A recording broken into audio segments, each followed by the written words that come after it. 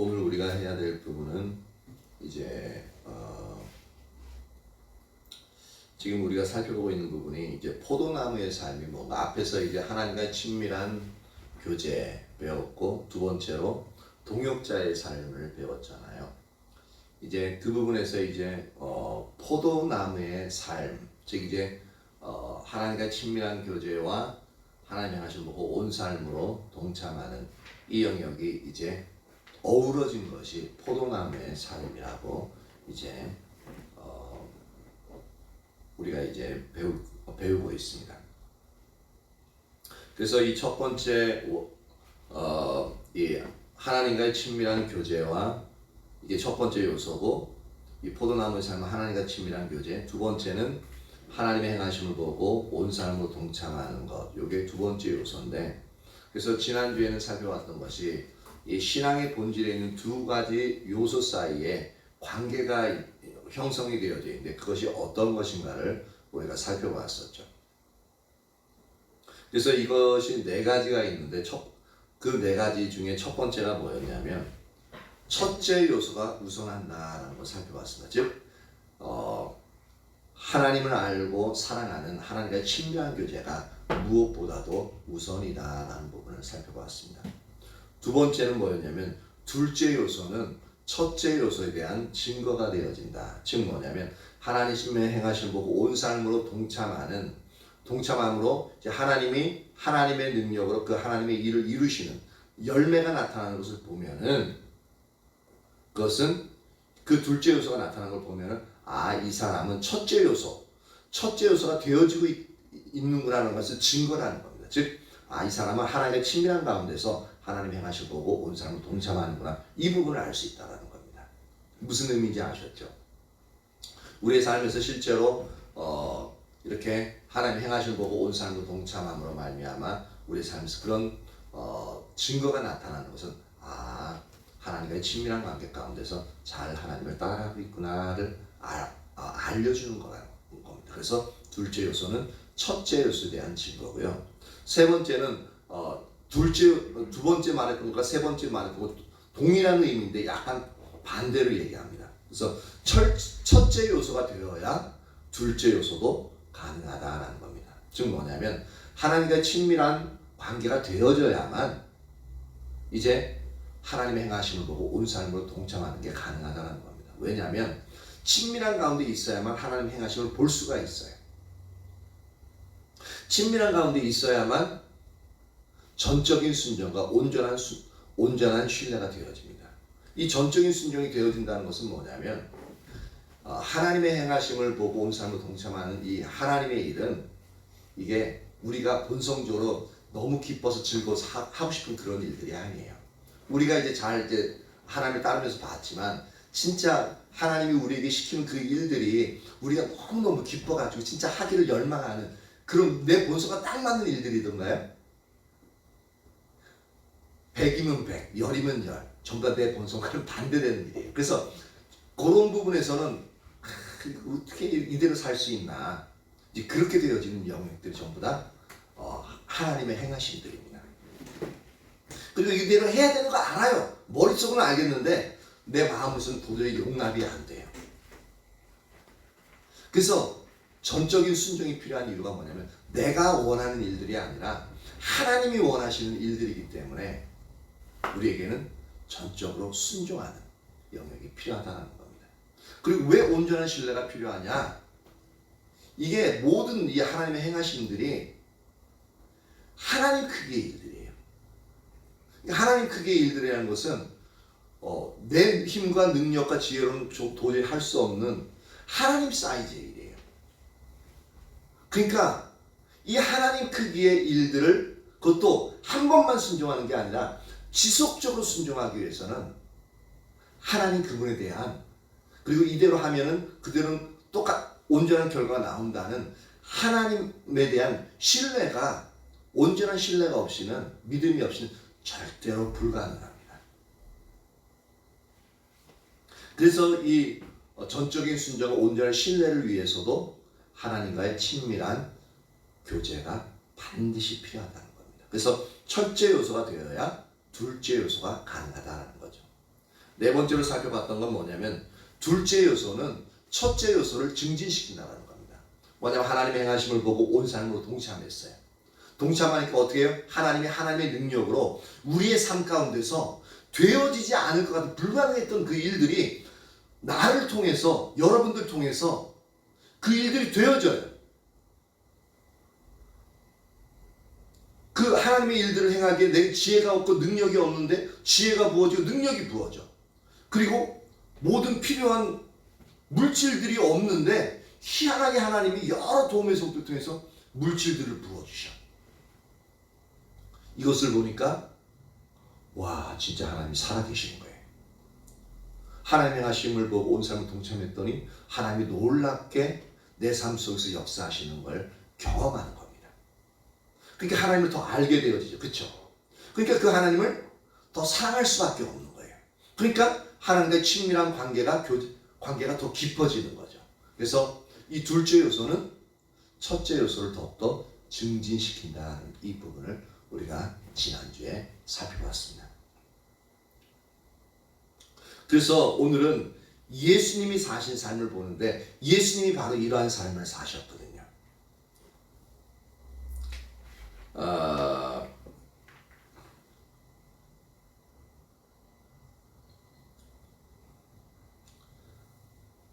요한복음 일단 성경을 먼저 찾아볼게요. 요한복음 14장 10절과 12절 이 부분을 먼저 성경을 찾아봅니다. 요한복음 14장 10절에서 12절.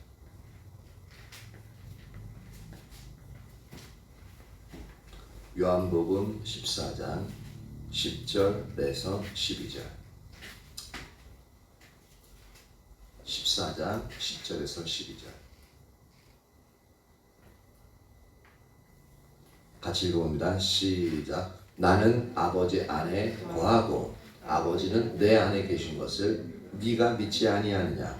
내가 너에게 이르는 말을 스스로 하는 것이 아니라 아버지께서 내 안에 계셔서 그의 일을 하시는 것이라.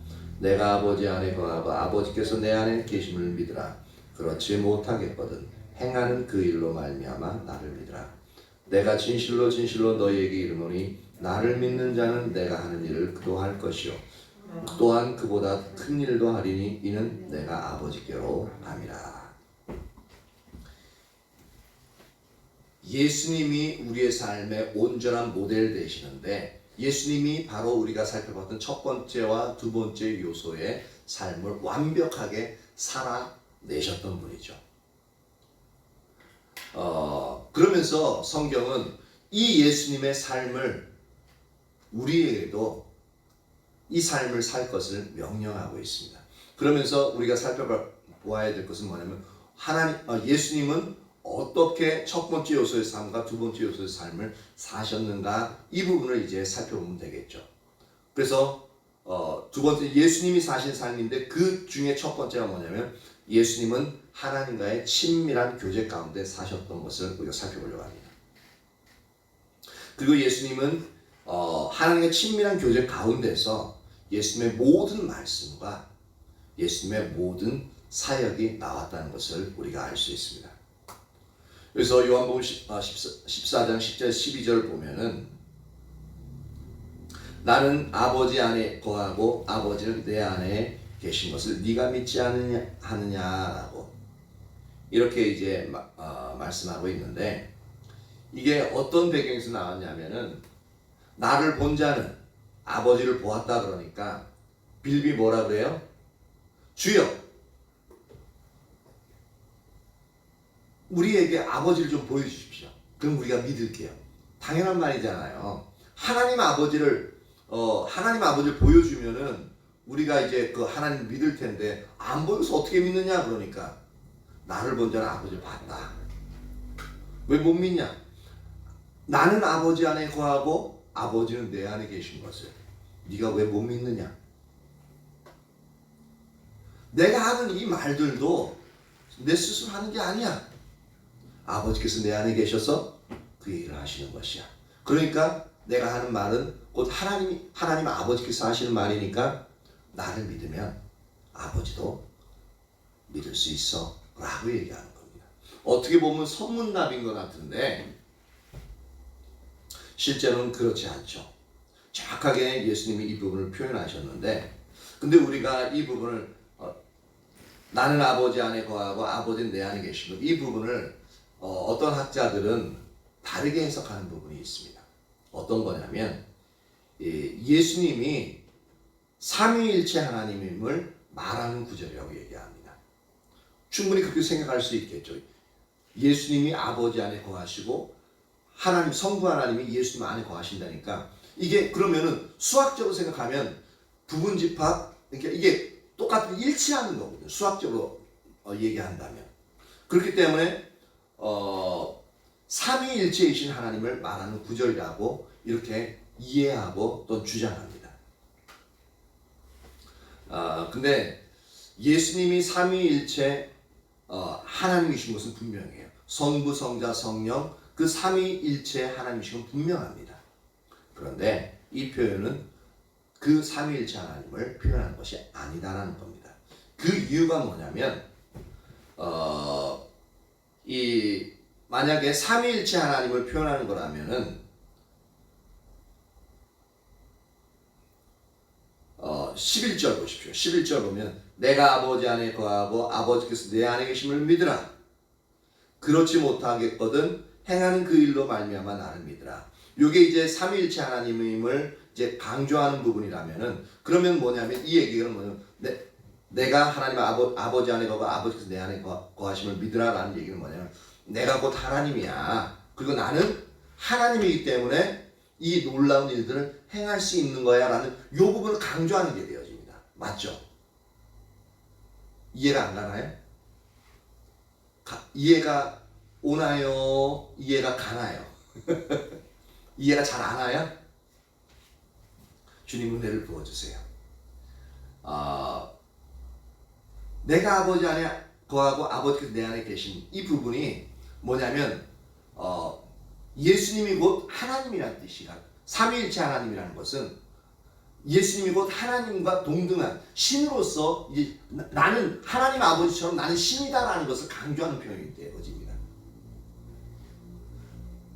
그렇기 때문에 삼위일체 그 내가 곧 하나님이심을 믿어라. 그렇지 못하겠거든 행하는 그 일로 믿어라. 행하는 그 일로 말미암아 나를 믿으라는 부분은 뭐냐면 내가 곧 삼위일체 하나님으로서 내가 하나님이니까 하나님이기 때문에 내 일을 할 수 있다라고 강조하는 표현이 된다고요. 삼위일체 하나님이라는 것을 이제 이 학자의 주장이 맞다면, 근데 12절에 보면 뭐냐면 내가 진실로 진실로 너희에게 이르노니 나를 믿는 자는 내가 하는 일을 그도 할 것이요 또한 그보다 큰 일도 하리니. 이 부분 보면은 우리가 예수님을 믿으면 뭐 할 수 있다고요?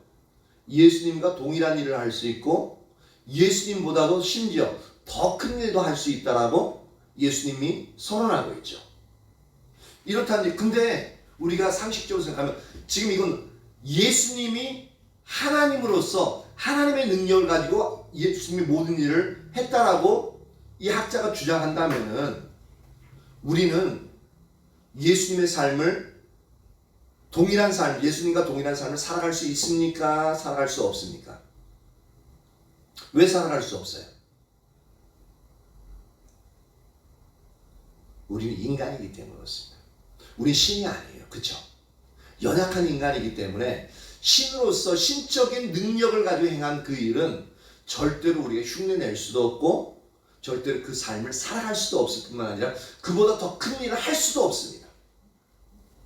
그렇다면 내가 아버지 안에 거하고 아버지께서 내 안에 계심을 믿으라라는 이 부분은 예수님이 삼위일체 하나님으로서 신적인 능력을 가지고 이 일들을 행한 것이 아니다라는 것을 알 수가 있습니다. 왜?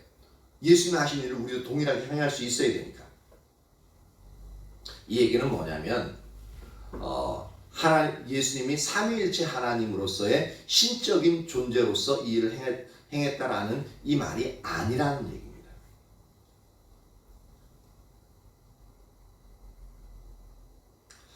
이 말은 예수님은 이 땅에 사실 때만큼은 자신은 하나님으로서 자신의 신적인 능력은 전혀 사용하지 않았다는 얘기입니다. 신적인 능력을 전혀 사용하지 않았어요. 왜? 그럼 우리가 그 삶을 따라 살지 못하니까. 예수님은 우리의 삶의 모델이 될 수가 없어요. 단지 우리의 삶의 모델이 될 수 있는 건 모세나 사도 바울, 그 정도는 되겠죠. 이게 약간 이해하기가 어려울 수 있는데 계속 이제 은혜를 구하면서 이제 들어보시기 바랍니다.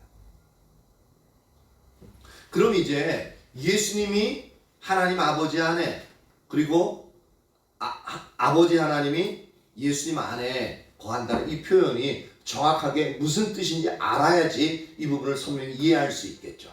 그럼 그 부분을 이제 하나하나 살펴보려고 합니다. 먼저 예수님이 아버지 안에 있다라는 이 표현은 뭐냐면 예수님이 하나님의 온전한 통치 가운데 거하신다는 표현입니다. 잘 들어보십시오. 예수님이 아버지 안에 있다라는 표현은 뭐냐면 예수님이 하나님의 온전한 통치 가운데 있다라는 얘기예요. 이 얘기는 쉽게 얘기하면 제가 항상 얘기하지만 우리가 대한민국 안에 거하잖아요. 그렇죠? 그 얘기는 뭐냐면 우리는 대한민국의 통치법 가운데 우리는 속해 있는 겁니다. 맞죠?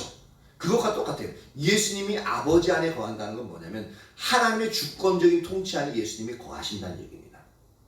그리고 우리가 대한민국 안에 있다는 것은 동시에 대한민국의 법을 준수해야 되죠. 준수해야 될 의무가 있습니다. 그렇죠? 그렇기 때문에 예수님이 아버지의 하나님 주권적인 통치 안에 거한다는 것은 예수님은 하나님 아버지의 말씀을 반드시 지켜야 한다는 얘기입니다. 무슨 말씀인지 알겠죠? 그럼 이것을 성경적으로 어떻게 이제 성경에서 어떻게 표현하고 있느냐라는 부분인데 요한일서 2장 5절 빨리 한번 찾아보십시오. 오늘 해야 될 게 많은데 이렇게 하나하나 하면은 이제 이 부분을 해야 될 일들 다 못하는데 요한일서 2장 5절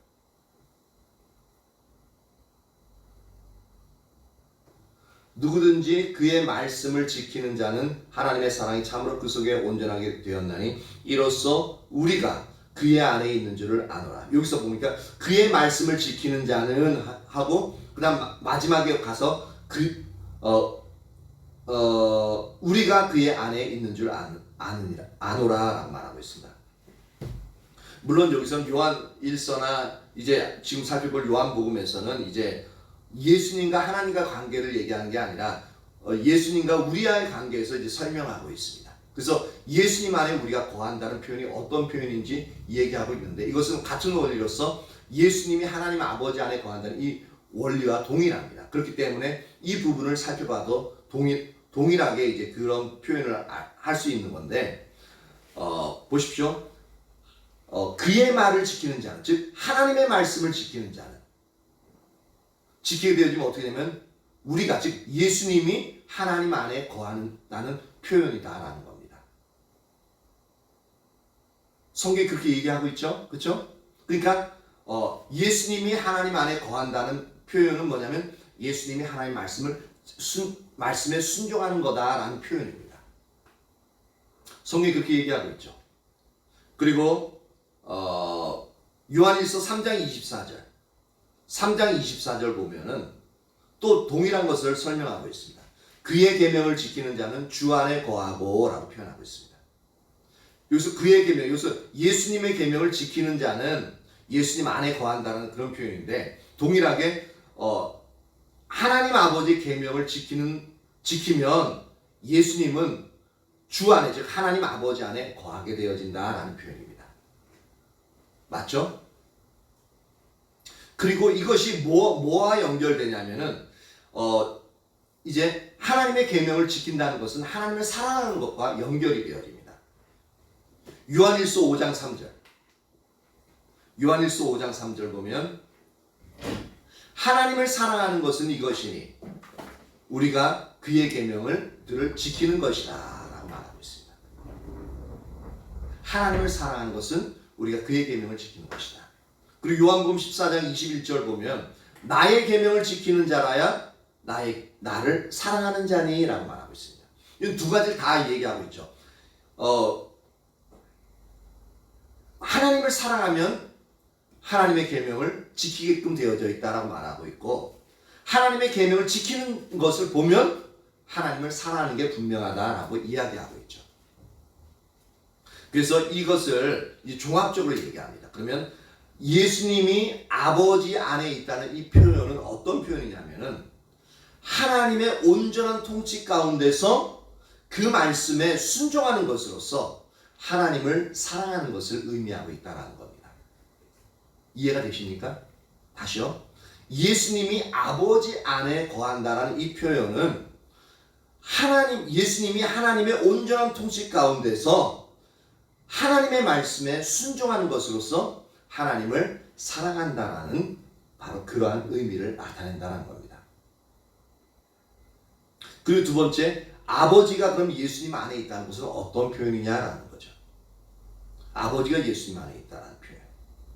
그러면 아까 전에 우리가 살펴봤듯이 예수님이 아버지 안에 거하는 것이 하나님의 주권적인 통치 가운데 이제 있는 거다라고 이제 얘기를 했듯이, 그러면 아버지가 예수님 안에 거한다는 것은 그러면 아버지 하나님께서 예수님의 주권적인 통치 안에 있는 거냐라고 생각할 수 있는데, 그건 그럴 수 없죠. 왜냐하면 그것이 성립이 안 되는 이유가 뭐냐면, 하나님이 질서상으로 성부 하나님은 질서상으로 예수님보다 위입니다. 그쵸?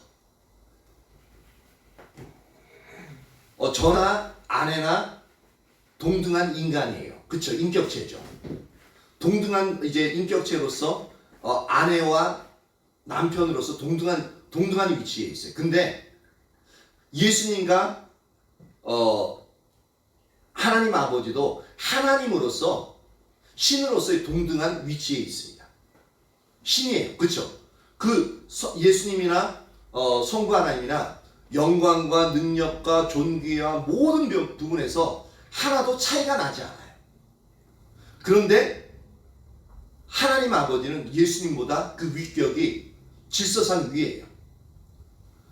아내랑 저랑 동등하고 평등하지만 하나님이 어떠한 법칙을 정했냐면 질서상 남편이 아내보다 위에 가게끔 되어져 있습니다.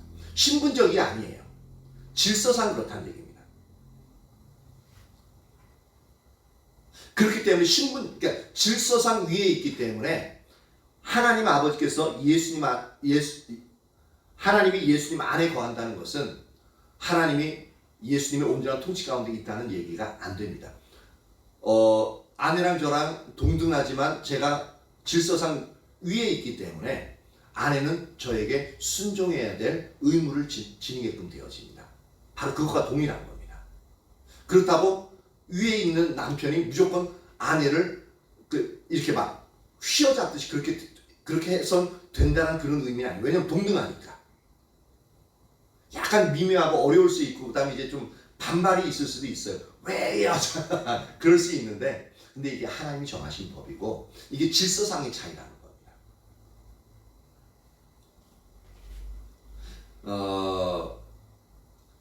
아버지가 예수님 안에 있다는 표현은 어떻게 되어지냐면, 하나님이 예수님을 사랑하셔서 예수님과 함께 거하시며 자신의 의도와 의중을 나타내는 것을 의미해요. 다시요. 하나님이 예수님을 사랑하셔서 예수님과 함께 거하시며 자신의 의도와 의중을 모두 알리시는 것을 의미하는데, 이게 뭐라고요? 아버지가 예수님 안에 있다는 표현인데, 이것을 어떻게 알 수 있냐면 요한일서 3장 24절 봅니다. 요한일서 3장 24절. 이게 약간 성경적으로 증명하는 거라 약간 어려울 수 있는데, 근데 이제 요런 부분을 성경적인 부분으로서 이해해 보는 것이 아주 필요합니다. 요한일서 3장 24절. 여기 보면 그의 계명을 지키는 자는, 아까 이제 살펴본 부분 중에 하나지만, 그의 계명을 지키는 자는 주 안에 거하고, 즉 이제 뭐냐면 우리가 예수님의 계명을 지키게끔 되어지면 우리는 어떻게 되어져요? 예수님의 통치 안에 거하는 거잖아요. 그래서 우리가 예수님 안에 거하는 겁니다. 예수님이 하나님의 계명을 지키게끔 되어지면 예수님은 하나님 안에 거하는 게 되어져요. 근데 신기한 것은 뭐냐면 그의 계명을 지켜서 우리가 주님 안에 거하게끔 되어지면 동시에 일어나는 게 뭐냐면 예수님은 즉 하나님은 우리 안에 거하시는 자동적으로 이 부분이 일어나게 되어집니다. 자동이에요. 다시요. 우리가 하나님 안에 거함으로 말미암아 우리가 그의 말씀을 지키게끔 되어지면 하나님은 우리가 하나님 안에 거하는 그 모습을 보고 하나님은 우리 안에 즉각적으로 임하시게 되어진다는 겁니다. 그것을 요한일서 3장 24절이 말씀하고 있습니다. 또 요한복음 14장 23절 보십시오. 그러면 주님이 우리 안에 거하시게 되어진다라고 표현했는데 요한복음 14장 23절 예수께서 대답하여 이르시되 사람이 나를 사랑하면 내 말을 지키리니. 이게 아까 어떤 표현이라고 했어요? 우리가 예수님 안에 거하는 거라고 이제 그 부분을 배웠죠. 그렇죠? 예수님 안에 거한다는 표현이 뭐냐면 예수님을 사랑한다는 표현이고 그 사랑하면 예수님의 말씀을 지키게끔 되어진다라고 얘기했죠. 그렇게 이제 사람이 예수님을 사랑하게 된, 즉 예수님이 하나님 아버지를 사랑하게 되어지면 그 하나님 아버지의 말씀을 지키게끔 되어져 있는데 그렇게 되어지면 어떻게 돼요? 하나님 아버지께서 그를 사랑하실 것이요. 또한 우리가는 뭐냐면 예수님과 성부 하나님, 성령 하나님 모두를 뜻하고 있습니다. 이제 이미 예수님을 믿는 자에게 성령 하나님이 들어와 계시기 때문에 그래서 우리가는 성부 하나님과 성자 예수님을 말하고 있습니다. 그래서 우리가 그에게 가서 즉 하나님의 말씀을 순종하는 자, 즉 에게 가서 거처를 그와 함께 하리라. 이것은 오늘 우리가 오전에 배웠던 것처럼 하나님이 하나님의 성전에 임하셔서 거하시고 또한 그 안에서 운행하시는 영역하고 비슷하게 생각하시면 됩니다.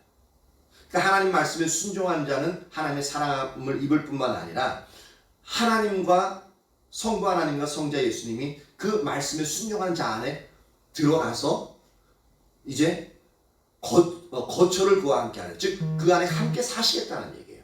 그럼 이게 어떤 의미냐? 요한복음 14장 21절에 이렇게 표현합니다. 그와 함께 가서 거처를 그와 함께 하리라는 이 부분은 어떤 표현이냐면 요한복음 14장 21절에 나의 계명을 지키는 자라야 나를 사랑하는 자니 나를 사랑하는 자는 내 아버지께 사랑을 받을 것이요 나도 그를 사랑하여 그에게 나를 나타내리라. 요겁니다. 그에게 나를 나타내리라. 즉 뭐냐면 아까 얘기했죠. 우리가 그에게 가서 거처를 그와 함께 하리라라고 하면 그럼 가서 그냥 성부 하나님과 예수님도 이제 예수님 말씀 하나님 말씀을 잘 지키니까 그냥 가서 우리 같이 살자라고 그렇게만 있는, 그러니까 예를 들자면 이건 좀 불경스러운 거긴 한데 그냥 귀신이 우리 안에 와가지고 귀신이라는 존재가 우리 안에 와서 그냥 존재하는 그런 것처럼 예수님 그냥 아무 일도 안 하고 하나님 아무 일도 안 하고 그냥 와서 있는 그런 부분이 아니라 성부 하나님과 성령 예수님이 우리 안에 거하신다는 건 뭐냐면 바로 그에게 예수님을 하나님을 나타내는 부분이라는 겁니다. 그럼 하나님을 나타내는 부분이 또한 무엇을 의미하느냐? 성경이 어떻게 표현하고 있냐면 요한복음 5장 20절 보십시오. 그에게 나를 나타내는 이 표현이 어떤 거냐면 요한복음 5장 20절에 아버지께서 아들을 사랑하사 자기가 행하시는 것을 다 아들에게 보이시고 또 그보다 더 큰 일을 보이사라고 표현하고 있습니다. 즉 뭐냐면 그에게 나를 나타내리라는 표현은 뭐냐면 자기가 행하시는 것, 즉 하나님 아버지께서 행하신 그 모든 일들, 예수님이 행하시고자 하는 그 모든 일들을 다 아들에게 알려주신다는 겁니다.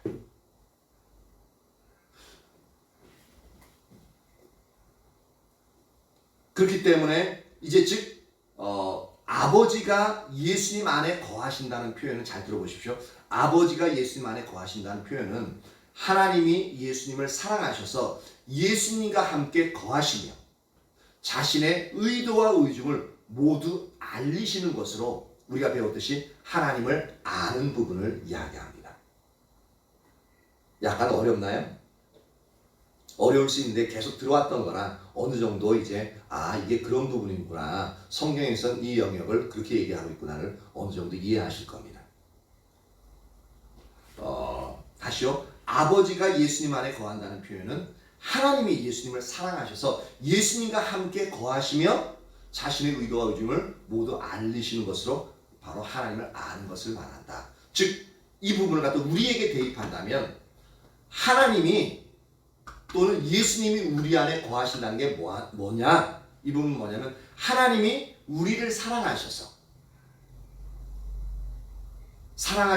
우리와 함께 우리 안에 거하시면서 하나님의 의도와 의중을 우리에게 모두 알리시는 것을 말하는 것으로 하나님을 아는 것에 해당한다는 겁니다.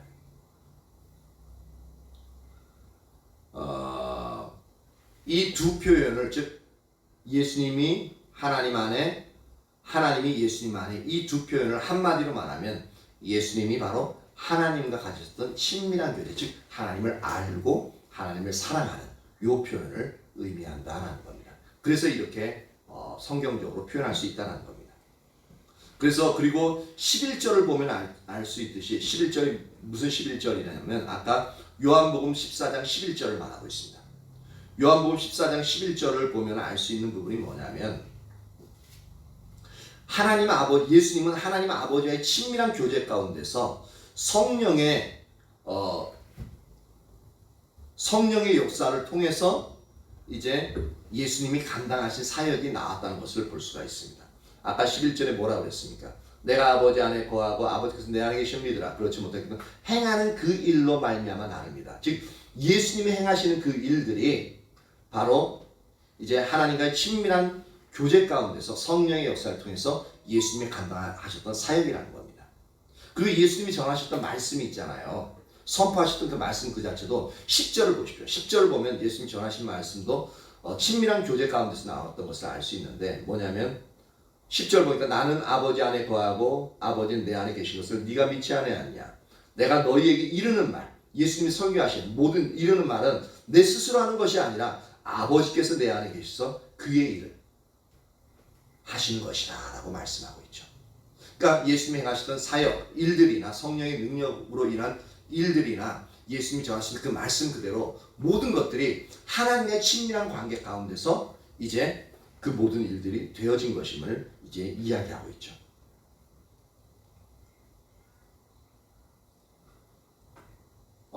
두 번째로 예수님은 이제 아까 하나님과 친밀한 관계 가운데 계셨다라는 부분, 사셨다는 부분을 살펴보았다면 이제 두 번째로 살펴볼 것은 예수님은 하나님의 행하심을 보고 온 삶으로 동참하신 영역을 살펴보려고 합니다. 이게 바로 동역자의 삶이죠.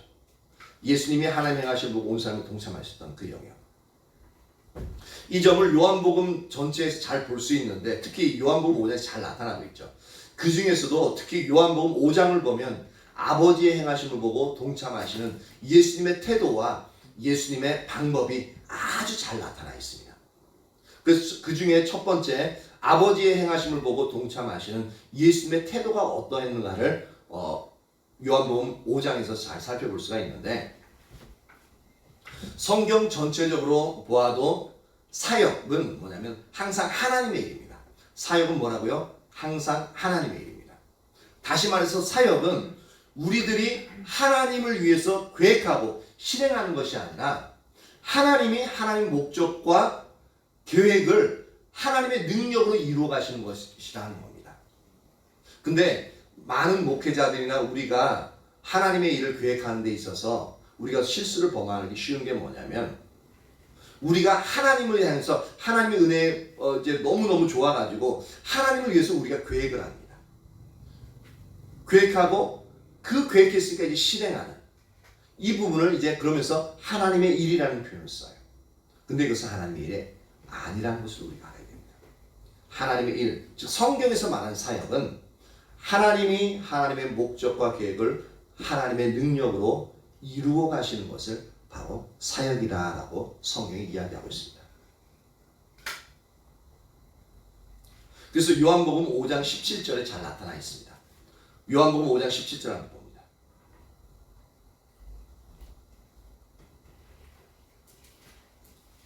지금 여기서 살펴보고 있는 것은 아버지 행하심을 보고 동참하시는 예수님의 태도가 어땠는가를 살펴볼 겁니다.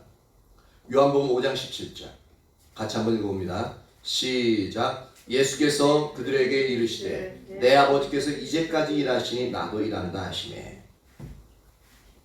이 구조를 보면 예수님은 아버지께서 행하시는 것을 보았을 때 어떤 대가를 지불하더라도 그 일에 적극적으로 동참하셨던 것을 말씀하고 있습니다. 어떤 대가를 지불하고서라도. 이게 바로 예수님의 하나님의 행하신 거고 온 사람을 동참하는 예수님의 태도입니다. 어떤 대가를 지불하고서라도. 이 부분은 이제 이 요한복음 5장 17절의 배경을 우리가 살펴보면은 예수님의 태도가 하나님의 일을 동참하시는 예수님 태도가 어떠한지를 잘 살펴볼 수 있는데, 이 요한복음 5장은 예수님의 안식일, 그러니까 예수님의 안식일에 베데스다 연못가를 지나시다가 행하신 일입니다. 지나시다가 보니까 38년 된 병자에게 자리를 들고 걸어가라 라고 명령하시면서 그를 고치셨죠. 그러자 유대인들은 예수님이 안식일을 범했다고 예수님을 대적하고 핍박했습니다.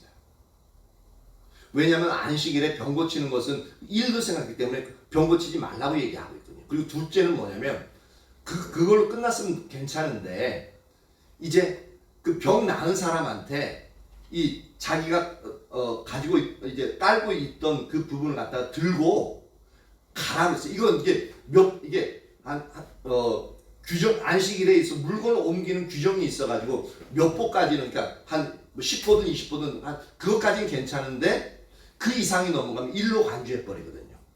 그렇기 때문에 이렇게 들고 가라는 것은 유대인들의 입장에 딱 보면 안식일에 일하고 있는 거예요. 그러면 안식일에 일하면은 성경에 보면은 율법에는 뭐냐면 돌로 쳐 죽여라고 얘기하고 있습니다. 근데 그것을 예수님이 명령하신 거예요. 그럼 예수님 그 사실을 몰랐느냐? 말도 안 되죠. 예수님 말씀 그 근본 자체입니다. 아셔요. 아시는데도 이제 그 명령을 하는 겁니다. 그래서 유대인들이 예수님의 안식을 범했다고 예수님을 대적하고 핍박하니까 그에 대한 답변을 하신 말씀이 바로 이제 뭐냐면 요한복음 5장 17절 내 아버지께서 이제까지 일하시니 나도 일한다 라고 얘기합니다. 근데 이게 엄청 위험한 말이에요. 완전히 이단으로 몰릴 수 있는 말이에요.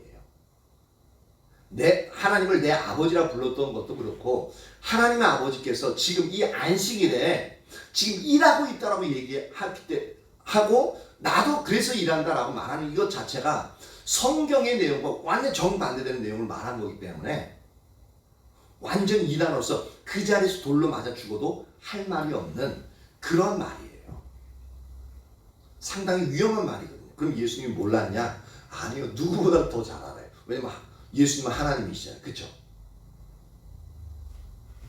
이날은 바로 하나님이 모든 일을 쉬신다는 바로 안식일이에요. 그런데 하나님이 지금도 일하고 계시다고 말하고 있다는 겁니다. 그러면 예수님은 이걸 모르지도 않을 텐데 왜 이 말씀을 하셨냐라는 겁니다. 이 예수님의 말씀에 오류가 있느냐? 아니, 전혀 오류가 없습니다. 그럼 이것은 뭐냐면 하나님이 이제 제 6일 동안, 그쵸? 잘 보십시오. 6일 동안 세상을 창조했죠. 그리고 7일째는 안식하셨어요. 그쵸? 왜냐면은 하나님이 6일 동안 세상을 창조하셨는데 더 이상 손댈 게 없어요. 완벽하게 6일 동안 다 세상을 창조하셨습니다. 인간까지 다 만들어가지고 완벽하게 하나님이 의도하신 대로 온 우주 만물을 창조하시고 그뿐만 아니라 하나님의 친밀한 교제를 나눌 가족으로서의 아담과 하와도 다 창조하셨어요. 그러니까 하나님은 더 이상 할 일이 없으셨어요. 그래서 7일째부터 제7일은 안식일로 선포하시는 겁니다. 더 이상 할 일이 없고 완벽했기 때문에 이제는 모든 일을 놓고 쉬시는 겁니다. 그러면서 그것을 즐기시기만 하면 되는 거예요. 그럼 8일째는 어떻게 됐을까요? 8일째. 우리 주일날 지나고 8일째는 우리 그대로 쉽니까? 일합니까? 일하러 가죠. 근데 하나님은 어떨까요? 이제 7일째 쉬셨어요. 그럼 8일째는 어떻게 될까요? 예? 계속 쉬어야지. 계속 쉰다. 일한다. 우리 은수는 어떤 편? 일한다? 아니면 계속 쉰다? 반반이. 양다리 걸치지 마. 아이 진짜. 계속 쉬는 그 자체가 일하는 거 아니에요? 다시 얘기해봐. 둘 중에 하나만 선택해. 양다리 걸치지 마. 일한다? 쉬신다. 쉬실 때도 있고 일하실 때도 있고. 너희 씨. 미안. 너무 과격한 말. 이거 이제 농담 장난친 거고. 원래는 계속 쉬시는 게 맞습니다. 더 이상 할 일이 없다고 그랬잖아요. 완벽하다고 그랬죠. 그러니까 그냥 하나님이 이제 그 창조의 숲을 보고서 아담과 하와가 알콩달콩하게 살면서 자식 낳고 번성하고 또한 이제 이 세상 만물을 다스리는 걸 보시고 이렇게 하나님과 아담과 하와 이게 친밀한 교제 나누면서 그렇게 그냥 아름답게 살아가시는 그게 바로 영원히 안식하는 그게 맞아요. 더 이상 일이 없습니다. 근데 여기서는 왜 하나님 지금도 일하신다는 것은 뭐냐면 불완전하다는 얘기입니다. 만약에 우리가 일주일 딱 일해가지고 우리 평생에 먹을 것을 다 벌 수 있다면은 제 8일째부터는 쉬는 게 맞죠. 그렇죠? 완벽하게 일을 했잖아요. 그리고 그 다음은 쉬는 거예요. 근데 다시 7일째 쉬고 주일날 쉬고 8일째부터 다시 일하러 간다는 건 뭐냐면 이거 가지고 안 된다는 얘기거든요. 불완전하다는 얘기예요. 그렇죠? 마찬가지로 하나님 아버지 이제까지 일하신다, 안식일에도 일하신다는 것은 불완전하다는 얘기거든요. 하나님 말씀하셔놓고 하나님 깼다라는 얘기거든요. 이해할 수 없는 말이에요. 그러니까 예수를 이단으로 볼 수밖에 없는 겁니다. 근데 우리가 이걸 알아야 돼요. 아담이 범죄함으로 말미암아 하나님의 안식을 깨뜨려 버립니다.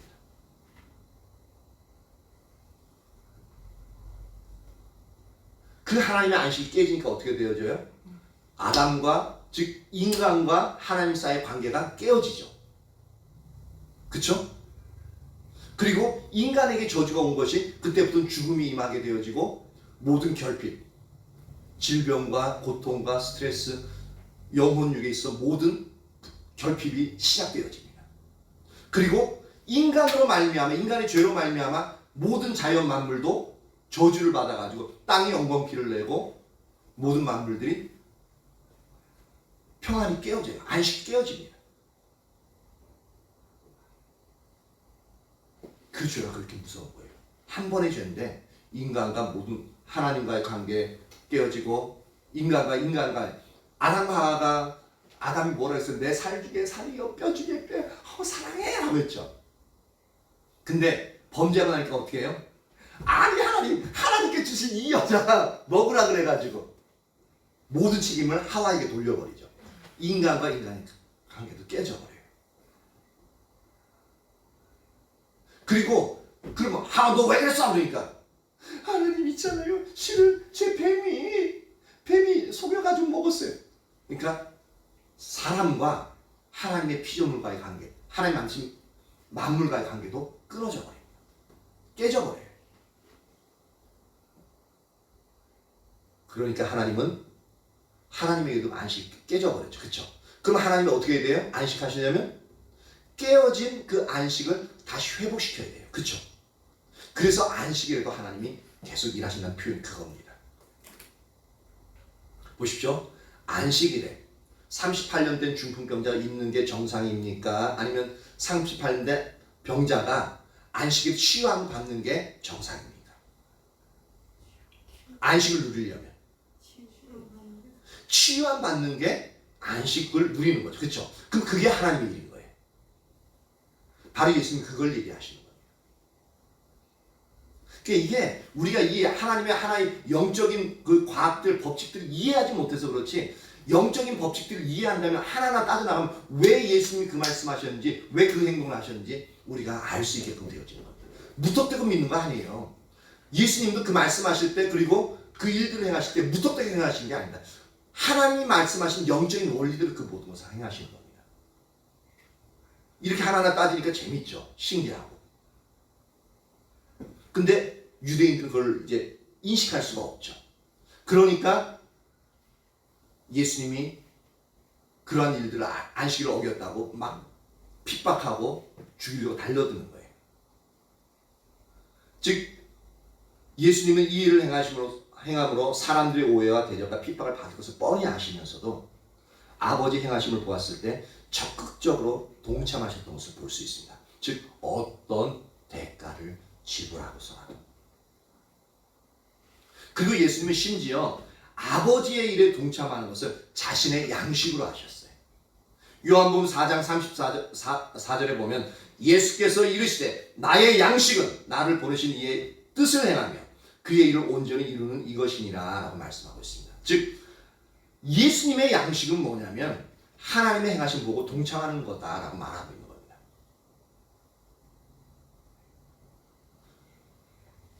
그러면 이것을 예수님은 왜 하나님의 일을 행하시는 것을 왜 자신의 양식이라고 막 표현했느냐를 갖다 한 두 가지 정도로 그 이유를 살펴볼 수 있습니다. 쉽게 이해하자면 육신의 양식은 때가 되면 당연히 먹는 거죠. 그렇죠? 그리고 우리 몸의 육신의 건강을 위해서 반드시 먹어야 됩니다. 맞죠? 이처럼 예수님이 하나님의 일에 동참하는 것을 나의 양식이라고 표현하신 이유가 뭐냐면 아버지의 일에 동참하는 것은 당연히 그리고 반드시 해야 하는 일임을 말씀하고 있는 겁니다. 그게 나의 양식이다라는 표현을 쓰는 겁니다. 그리고 둘째로 뭐냐면 예수님이 하나님의 일에 동참하는 것이 육적 생명을 포함한 영적 생명력이 주어지는 중요한 요소가 되어지는 것을 볼 수가 있습니다. 그러니까 예수님이 제자들이 음식을 구해 오셨을 때 하나님의 일을 이루는 것이 내 양식이야 라고 얘기해놓고서 예수님이 드십시오 했을 때 그 양식을 먹지 않았죠. 그렇죠? 먹었으면 뻘쭘하죠. 내 양식이 하나님의 일을 행하는 건데 그 얘기해놓고 나 배고파 밥 줘 하고 먹으면은 뭐야? 라고 생각할 수 있습니다. 근데 실제로 나의 양식으로 얘기했던 것은 그 하나님의 일을 행함으로 말미암아 육신적인 필요도 채워질 뿐만 아니라 신비로운 거죠. 이게 일상적으로 이해할 수 없는 초현실적인 그런 부분이 되어지는 거죠. 하나님의 일을 행했는데 육신의 배고픔이 싹 사라져요. 뿐만 아니라 영적인 생명력도 주어지는 요소가 된다는 겁니다. 이 두 가지의 의미가 바로 아버지의 일을 행하는 것은 곧 나의 양식이라는 표현을 하는 겁니다. 이처럼 아버지 행하심을 보고 동참하시는 예수님의 태도를 볼 수 있는데 그것은 뭐냐면 바로 어떤 대가를 지불하고서라도 그 일에 적극적으로 동참하시는 이 자세를 볼 수가 있습니다.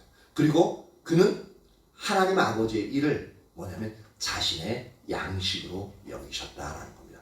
당연히 그리고 반드시 해야 될 일이고 그리고 이 일을 행함으로 말미암아 육적인 생명을 포함한 영적인 생명력까지도 얻을 수 있는 근거로 보았다라는 겁니다.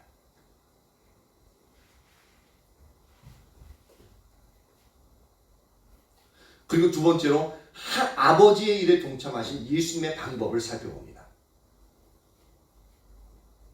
요한복음 5장 19절에서 20절을 봅니다.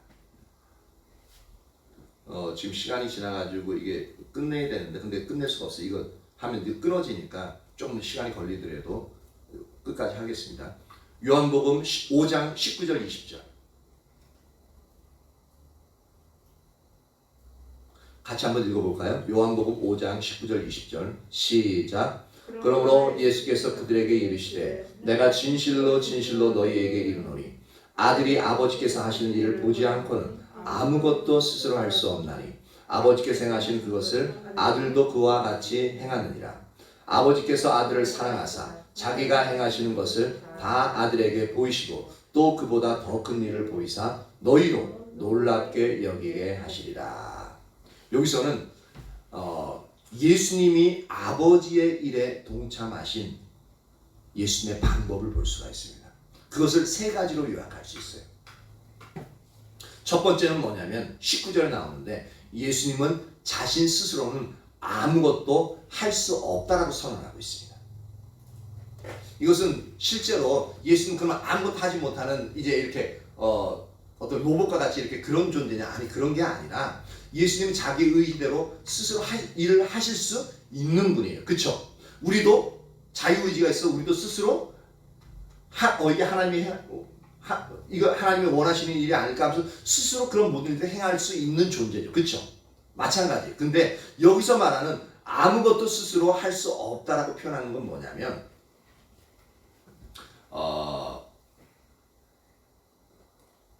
내가 예수님 스스로가 행하시게 되어지면은 이제 하나님 아버지의 뜻에 맞는 그 일들을 벗어날 수 있다는 얘기입니다. 무슨 말씀인지 아셨죠? 우리 스스로 일을 행할 수 있어. 근데 우리 마음대로 우리 생각대로 행하게끔 되어지면 하나님의 의도와 다른 일들을 행할 수 있다는 얘기예요. 그래서 예수님께서는 스스로는 아무것도 예수님이 하나님의 아들임에도 불구하고 하나님 자신임에도 불구하고 스스로는 아무것도 할 수 없다고 선언하고 있습니다.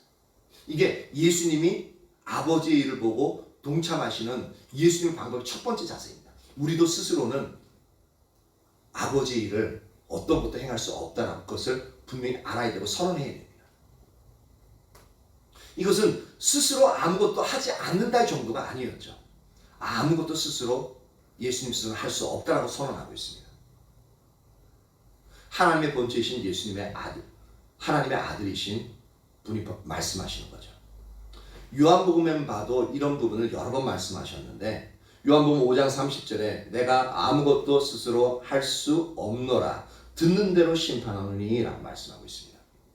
또 요한복음 7장 17절과 18절을 보면은 이렇게 말합니다. 사람이 하나님 뜻을 행하리 하면 이 교훈이 하나님께부터 왔는지 내가 스스로 말하는지 알리라. 즉 뭐냐면 내가 스스로 이 말을 하지 않았다는 겁니다. 그리고 7장 28절을 보면 이렇게 말씀하십니다. 예수께서 성전에 가르치시며 외쳐 이르시되 너희가 나를 알고 내가 어디서 온 것도 알거니와 내가 스스로 온 것이 아니라 내가 그냥 가고 싶어서 유대인들 구원하러 갈래 하고 하나님 나 갔다 올게요. 가지마 하는데 아니야 나 갔다 올래요 하고 그렇게 온 게 아니라는 겁니다. 하나님이 명령하셔서 내가 그 명령에 순종해서 온 거라는 겁니다. 그래서 스스로 온 게 아니라라고 표현하고 있는 거죠.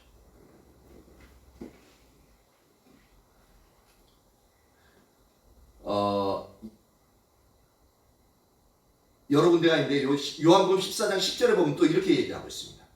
나는 아버지 안에 거하고 아버지는 내 안에 계신 것을 내가 믿지 아니하느냐. 내가 너희에게 이르는 말은 스스로 하는 것이 아니라 아버지께서 내 안에 계셔서 그의 일을 하시는 것이니라. 그러니까 하나님과의 친밀한 관계 가운데서 하나님의 의도와 의중을 알아서 하나님이 말씀하시기를 원하는 것들만 예수님이 말씀하셨다라는 겁니다. 스스로 말씀하실 수 있는 분이에요. 왜냐하면 그분은 말씀 본체니까.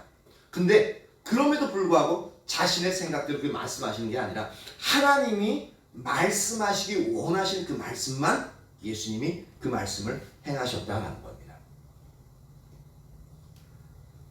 예수님이 아버지의 일에 동참하신 첫 번째 뭐냐면 방법이 예수님 자신은 스스로 아무것도 할 수 없다라고 선언하시면서 항상 하나님 그분의 뜻이 무엇인지 하나님이 행하신 무엇인지 항상 촉각을 곤두세우고 그분의 말씀에 주목했던 것을 볼 수가 있습니다.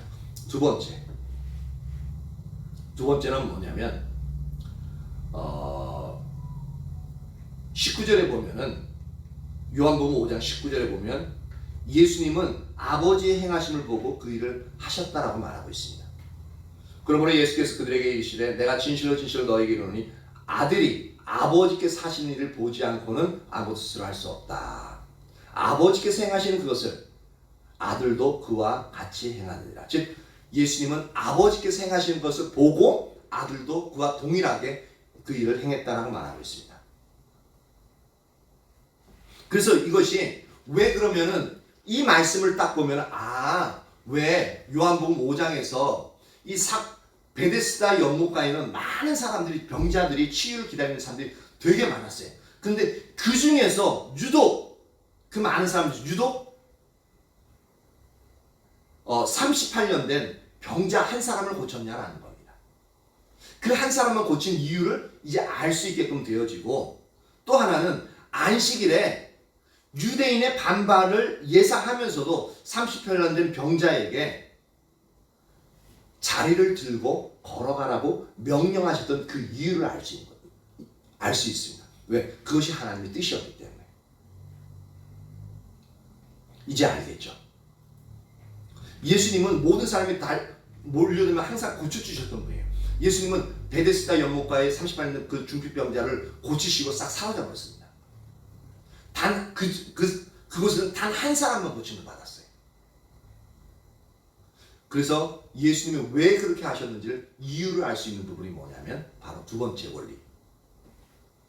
예수님은 아버지의 행하심을 보고 그 일을 행하셨다라는 겁니다.